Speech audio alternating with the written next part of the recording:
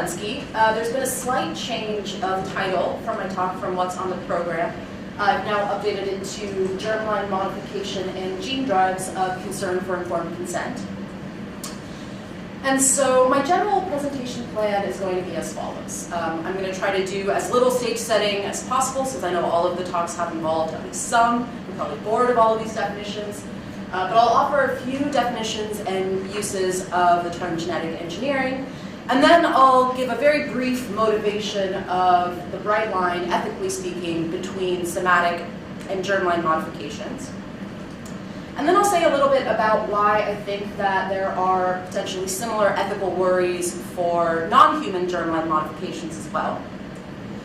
I'll also very briefly say something about CRISPR in particular versus other techniques that can be used to modify genes. And the real sort of thrust of the talk, I hope, is going to be with respect to informed consent. So I'll give you an overview of my position about the kinds of informed consent challenges that are presented by human germline modifications. And then I'll try to ask very speculatively how these kinds of questions of informed consent can potentially inform our ethics of non-human germline modifications. And then ask how we should move forward for the future of germline research. So again, when we're talking about genetic engineering, what are we talking about? We're talking about a wide range of techniques by which scientists can add genetically determined characteristics to cells that otherwise would not have possessed them. And why would we want to do such a thing? Well, we might want to do this in order to be able to diagnose disease. We might also hopefully be able to use genetic engineering to treat, eliminate, or prevent disease. So there's been clinical development occurring for HIV/AIDS, hemophilia, sickle cell anemia, and some cancers. And CRISPR gene drives in mosquitoes have also been thought to be a way that we could potentially prevent the transmission of various viruses. We could also potentially genetically modify plants and animals for instance, more resilience, and maybe eliminate pathogens. So all of these things seem like really good uses for new scientific technologies. But what's the difference between somatic and germline? We already got some of this from the previous talk. But the thought here is that somatic gene modification is going to consist of introducing a gene or gene segment into specific tissues or organs, excluding germline cells or reproductive cells. So it's not going to alter the genetic makeup of future generations because the altered gene doesn't exist in reproductive eggs or sperm.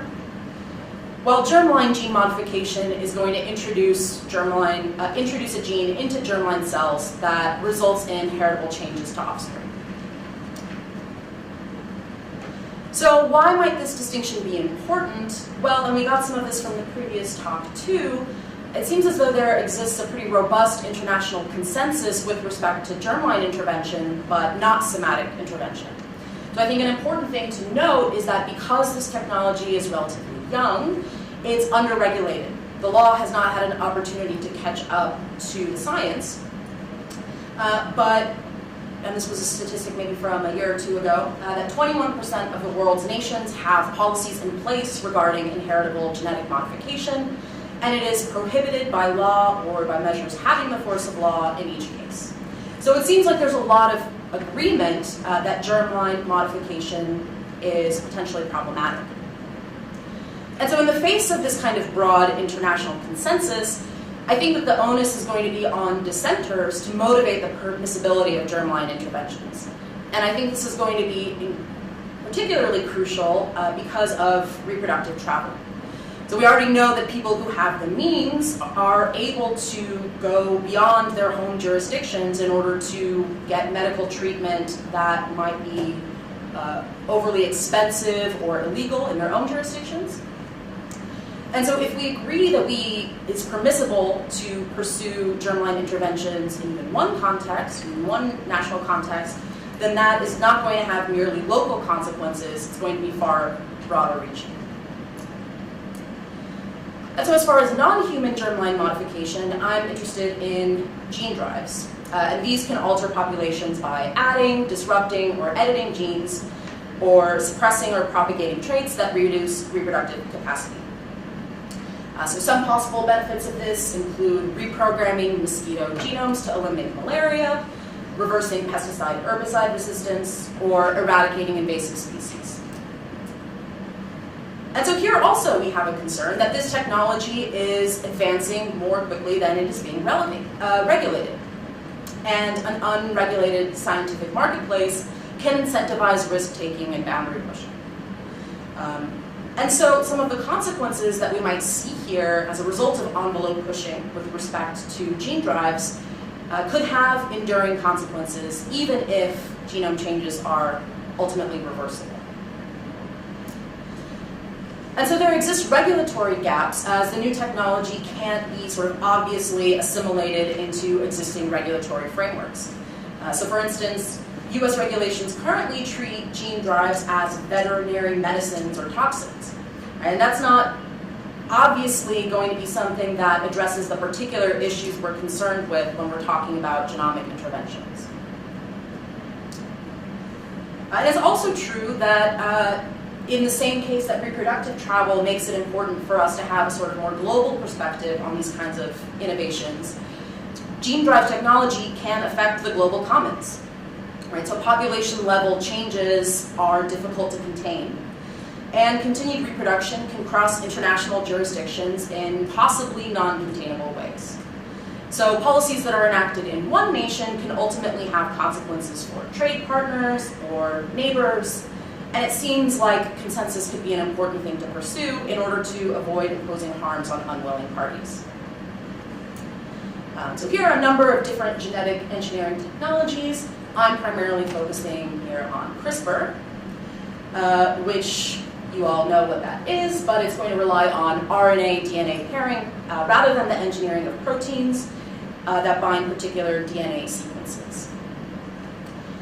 And so CRISPR is nice. It's a nice development because it's the simplest gene editing tool that we currently have available. So it doesn't rely on traditional reproductive methods, and we can see modifications introduced directly into embryos. It's also a low-cost alternative to some of these other genetic engineering technologies. Right? So CRISPR cost per use could be as low as $30, contrast to upwards of $5,000 per use. And so the lower cost allows for more opportunities for experimentation, and so the greater potential for developing useful technologies. But ease of use has its downside, right? So this power means that this technology is very easily accessible, not very expensive, and the scientist Bo Huang was quoted as saying that there's a mentality that as long as it works, we don't have to understand how or why it works. And I'm going to want to argue that an understanding of the technology is essential for securing consent, both experimentally and for assessing possible future consequences and applications. So what is informed consent? Well, it's required from subjects participating in experimental research in order to ensure that they understand its potential risks and benefits. At the current moment, participation in medical research is considered supererogatory, and it is ethically impermissible to use coercion or rely on ignorance to obtain research participants, even when the experiments are considered very socially beneficial.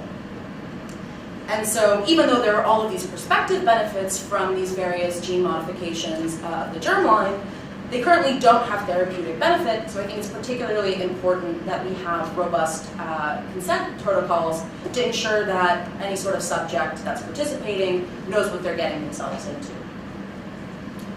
But of course, with germline modification, we have a problem because who is the proper subject to be consented? Right? Obviously, human embryos aren't experimental subjects in the sort of more robust philosophical sense of the term subject, right?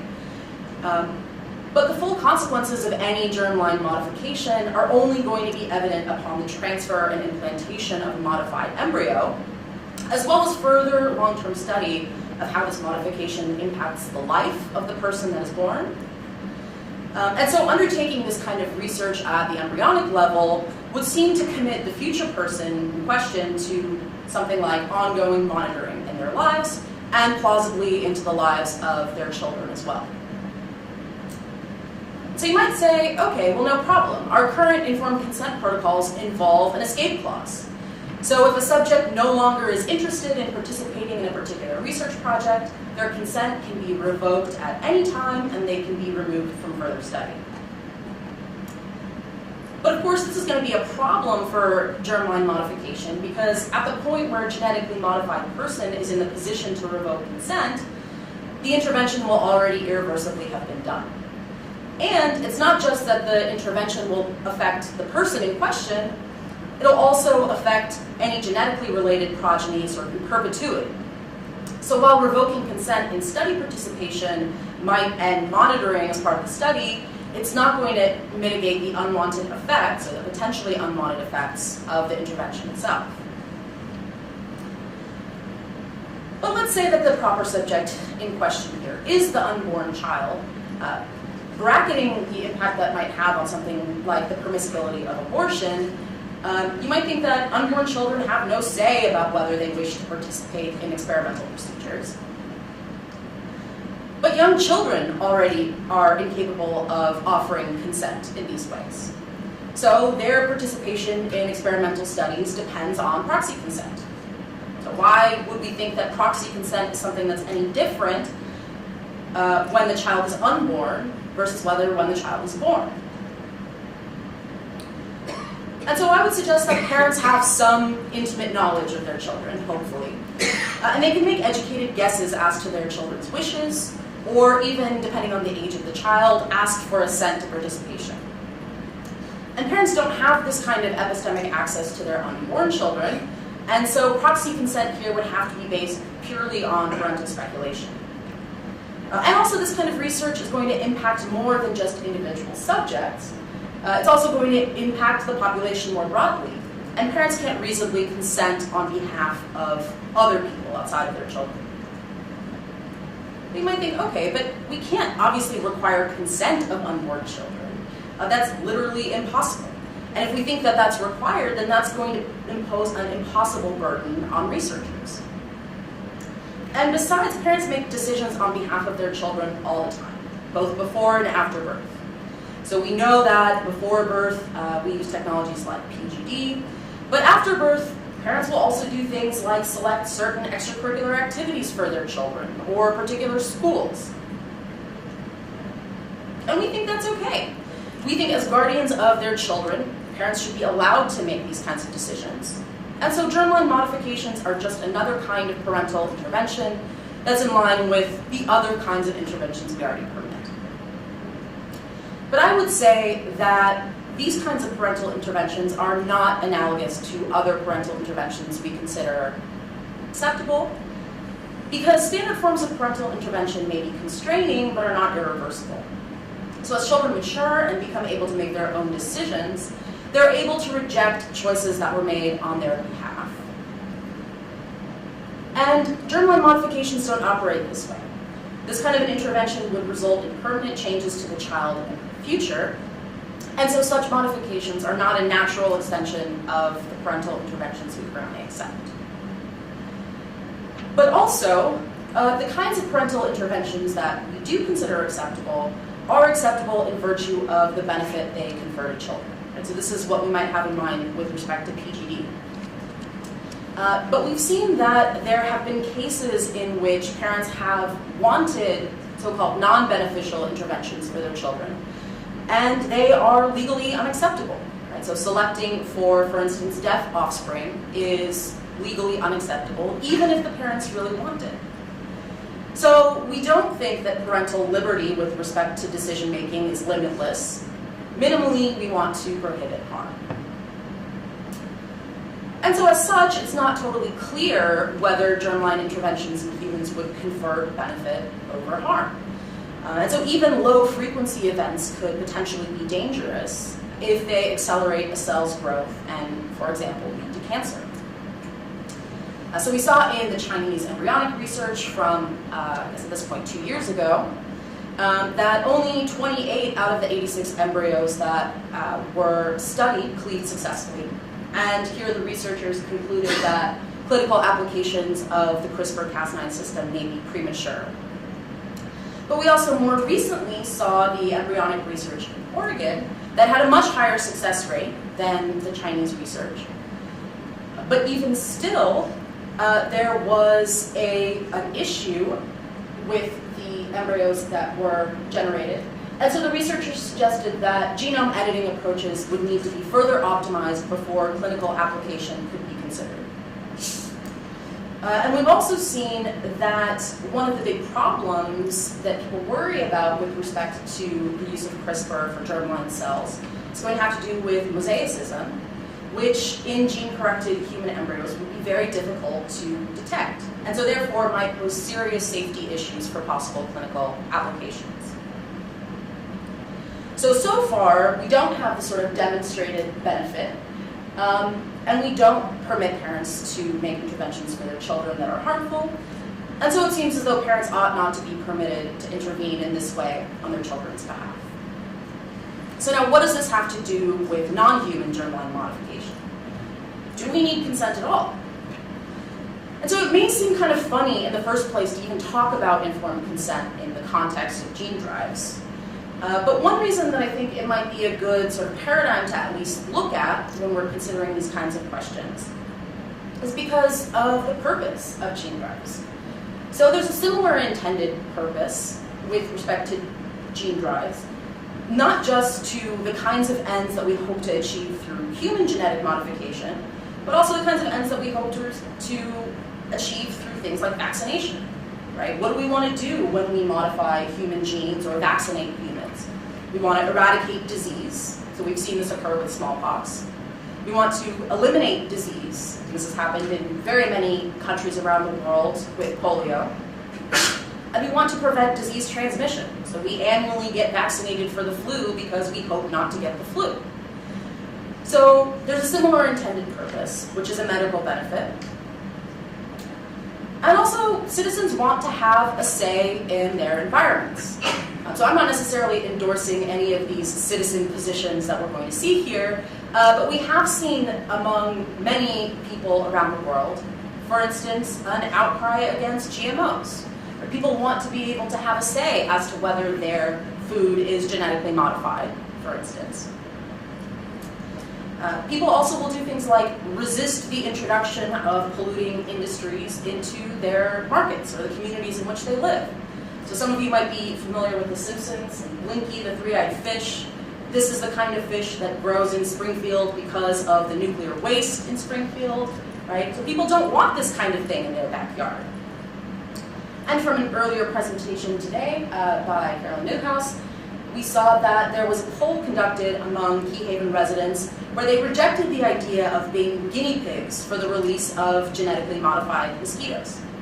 So in contexts in which we've seen some people being asked their opinions about these kinds of changes that could impact their environments, people want to be able to have some input, and they want to be able to accept or reject the suggestion.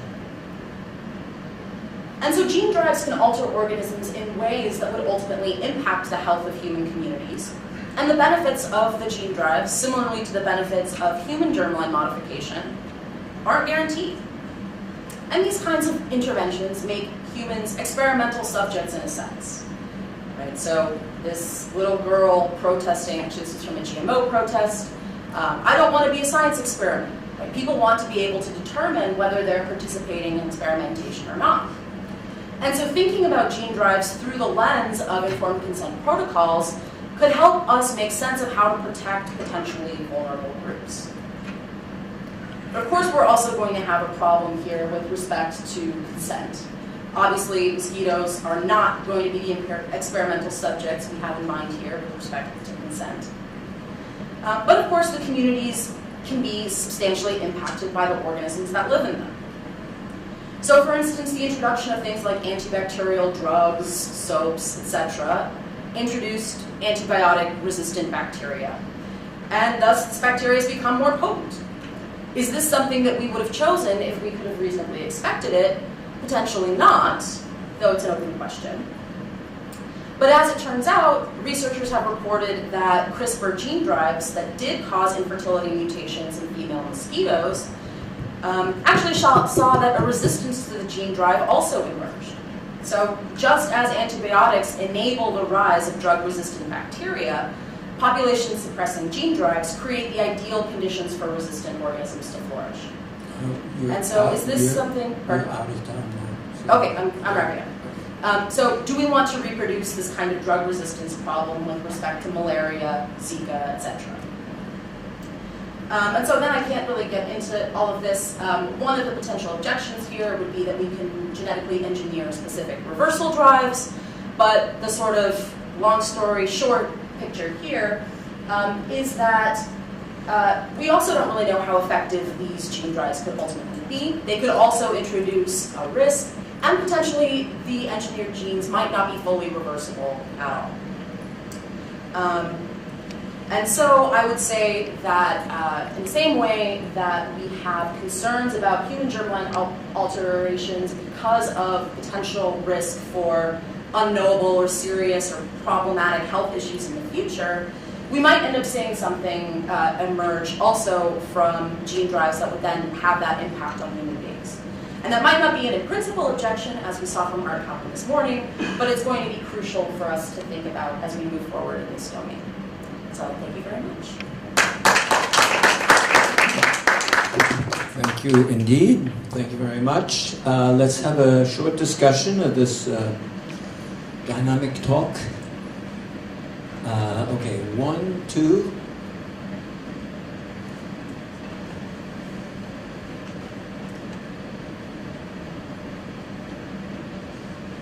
Thanks, Joanna.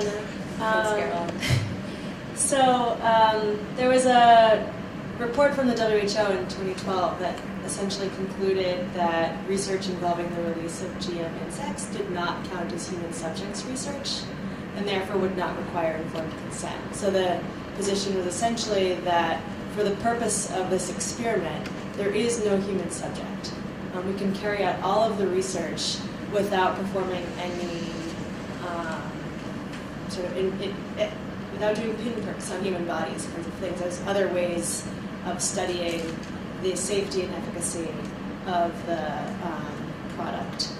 So I just wanted to sort of, I guess, understand more conceptually who is the human subject in that experiment. Obviously, anything that we do to the environment has effects, and we should sort of study them epidemiologically, longitudinally, etc. But what's the action that would engage either sort of our ethical conceptions of informed consent as protecting a particular person, or a legal notion of human subjects research that can pinpoint to a particular thing that affects a human? So I would answer that question by saying this is less a suggestion about how to operationalize potential consent in this domain, but rather to think about how we can sort of use the extant paradigm about informed consent to think about how we want to move forward with gene drives.